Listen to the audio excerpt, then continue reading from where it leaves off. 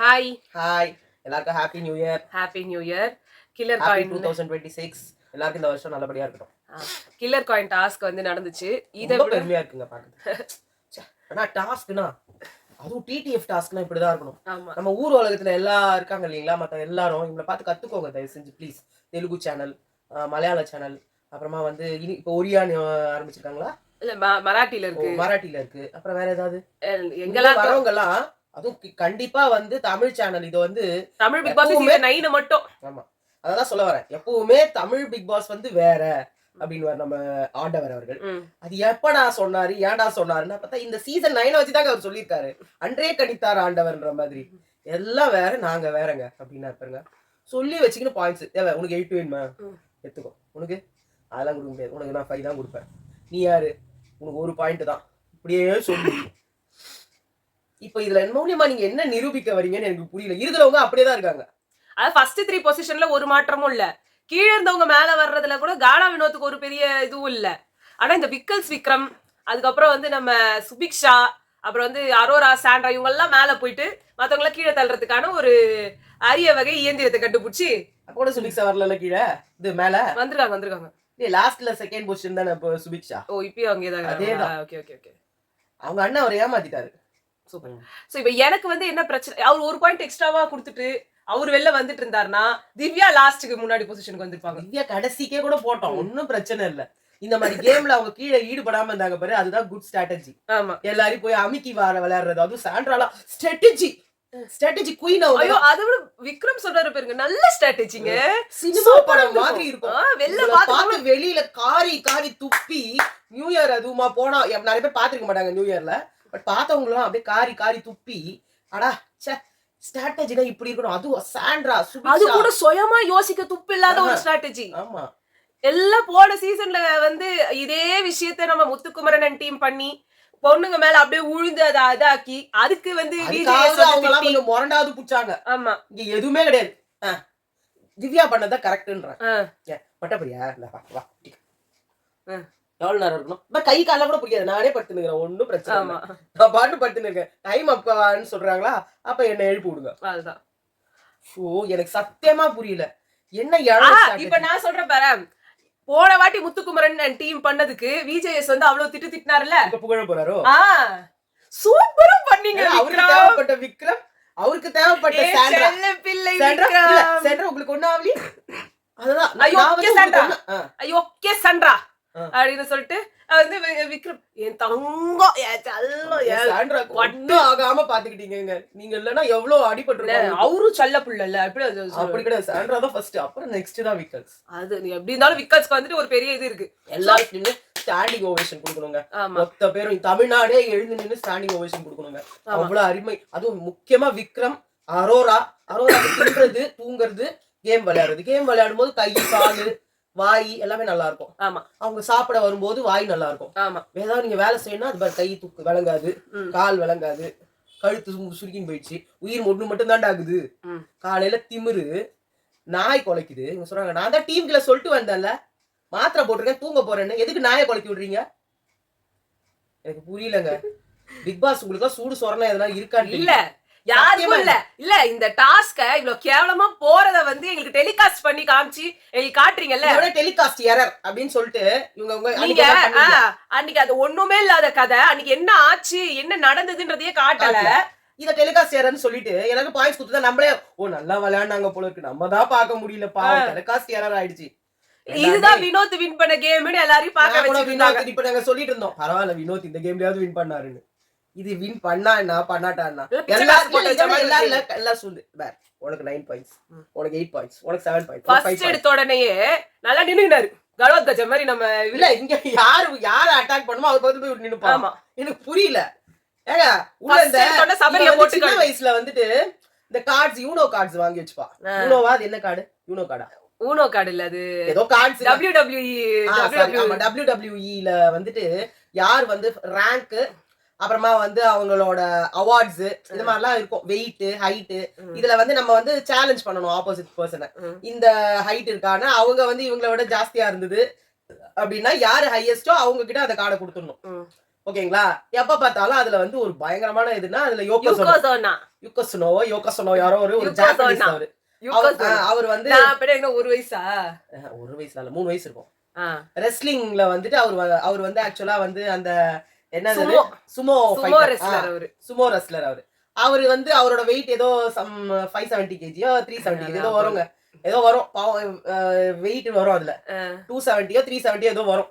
அது வந்ததுன்னா யாரும் வின் பண்ண முடியாது. ஏன்னா அந்த வெயிட்ல யாருமே கிடையாது WWE-ல. சோ அவர் வந்துட்டாலே இவன் உடனே இல்ல ஊக்கசுனோ வந்துட்டாரு ஊக்கசுனோ எனக்கு ஊக்கசுனோ வந்திருக்கிறாரு எனக்கு ஊக்கசுனோ வந்திருக்காரு நான் தான் ஜெயிப்பேன் அப்படின்வா. அப்ப அது மாதிரி சோ அந்த நல்ல நல்ல பிளேயர் எல்லாம் வாங்கிடலாம். அவரை வச்சுக்கிட்டே நம்ம நல்ல பிளேயரா வாங்கிக்கலாம். அது மாதிரி எனக்கு விக்ரம உள்ள விட்டுறது எதுக்குன்னா எல்லாரையும் வச்சு சாவடிக்கிறதுக்கு. ஆமா. ஓகேவா?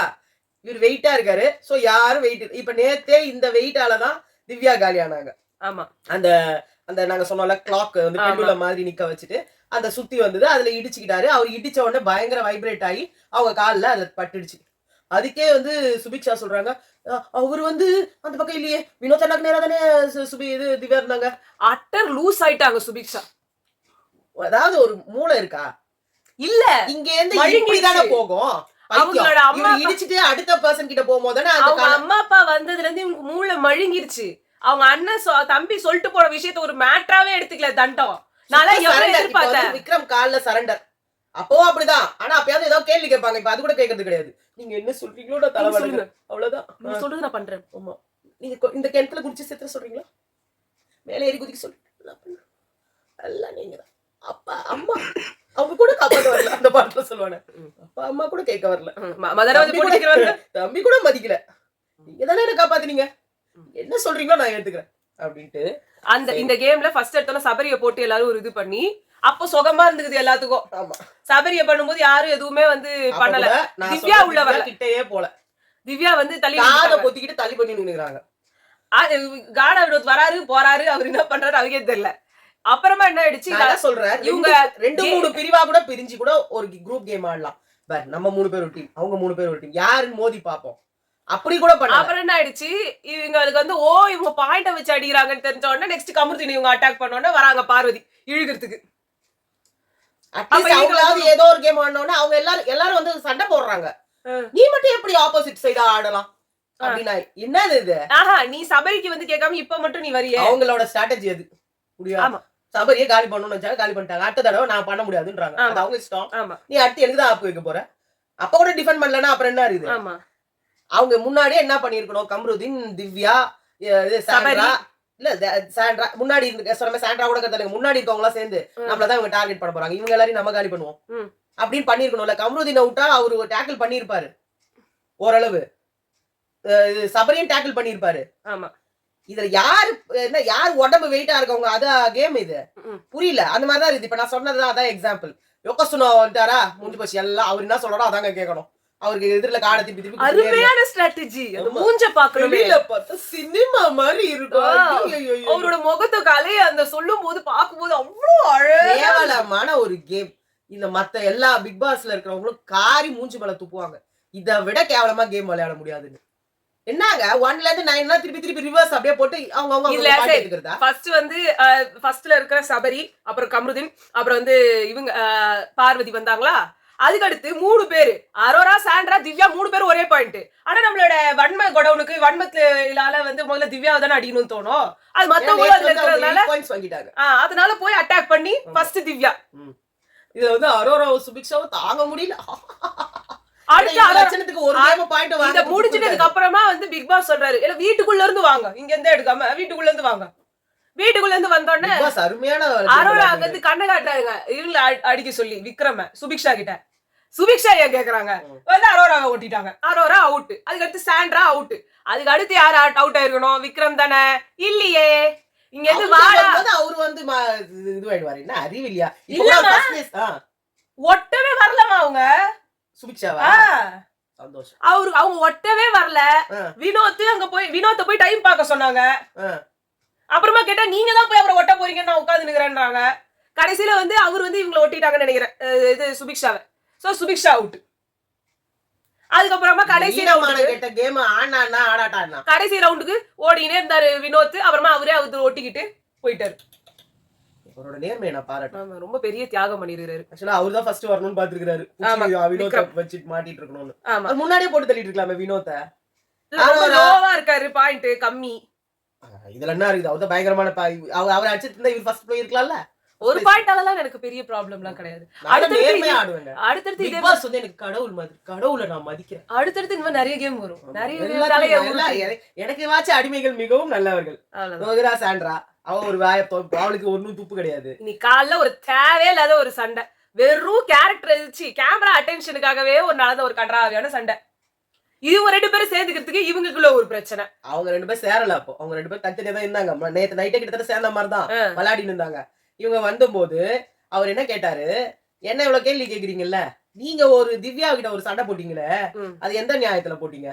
அவங்க உங்களை ஒண்ணுமே பண்ணலையே அப்படின்னாரு. அதுக்கு அந்த மாதிரி பதில் கிடையாதுல்ல. சோ இன்னும் உடனே வந்துட்டு அது எதுக்கு நீ கேக்குற அப்படின்னாங்க. உடனே நீங்க என்ன எதாலும் இருந்தாலும் கேக்குறீங்கல்ல, அப்ப என்ன மட்டும் நீங்க ஏன் கேக்குறீங்க? என்ன மட்டும் ஏன் போட்டு கொடுக்குறீங்க அவகிட்ட?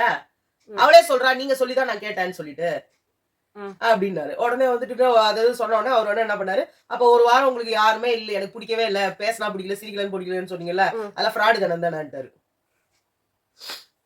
கேட்டது தப்பே. அழகா வந்து புளியார் சுழி போட்டு விட்டாரு நம்ம விக்ரம் ஃப்ராடுன்ற வார்த்தைக்கு. அதுக்கான கரெக்டான இடம் வந்து கிடைச்சிருக்குது. ஆமா, ஃப்ராடு ஆக்சுவலா கரெக்டான வேர்ட் ஃப்ராடுன்னா நம்ம சாண்ட்ராக்கு தான். அத பண்ணிட்டு வெளியில அது ஏன் ஃப்ராடுனா, ஒரு பொண்ண அவ்வளோ பெரிய கேரக்டர் அசாசினேஷன் பண்ணிட்டு எதுவுமே பண்ணாத மாதிரி அந்த பொண்ணு கிட்ட போயிட்டு நிக்கிறாங்கல்ல, அது ஒண்ணு. சுபிக்ஷாவை நாயி டிவார்மிங் டாப்லெட் கொடுக்கணும்னு சொன்னோன்னு எனக்கு அப்படிலாம் எப்ப சொன்னேனே தெரியல. மானே தேனே பொன்மானே அப்படின்னு போட்டாங்களா, அதுவும் ஃப்ராடு தனம் தான். ஓகேவா? இன்னும் எந்த ஃப்ராடு தனம் இருக்குது? கிழவின்னு சொல்ல கனி. அதை விடு, கிழவின்னு சொல்லிட்ட அப்புறமா இப்ப வந்து நான் கேட்ட சாரி கூட பொய்யாதான் கேட்டா அதையே ஒத்துக்கிட்டாரு விஜேஸ். அது ஒரு ஃப்ராடு. ஆனா அந்த கிழவின்னு சொன்ன வேர்டு யாருக்கு தெரியும்? நம்ம பார்வதிக்கு தெரியும்ல. ஆமா. சோ அதை விட்டுருக்க. மூணாச்சு. இன்னும் யாரு? உடு, நம்ம லிஸ்ட் விக்ரம கூட காரி தூக்கிருக்காங்க. டிங்கி டிங்கி உனக்கு இந்த பாட்டு தானே ஆடுது அப்படின்னு கீழே காட்டி ஆடினாங்க. ட்ரெஸ் அவுத்து போட்டு ஆடினாங்க. எல்லா வேலையும் பண்ணிட்டு இன்னைக்கு அவங்க நேர்மையின் சின்னமா இன்னைக்கு விக்ரம் அவங்களுக்கு சர்டிபிகேட் கொடுக்குறாரு. உங்களை கூட நான் ஒத்துப்பேங்க. வந்ததுல இருந்து எந்த நியாயமா அந்த அவங்க 2 பேரோட விஷயத்துல திவ்யா பையனதே திவ்யா, அவங்க 2 பேர் விஷயத்துல சிக்கினதே திவ்யா. அவங்க கூட இருந்ததுதான் அந்த பொண்ணு பண்ண பிரச்சனை.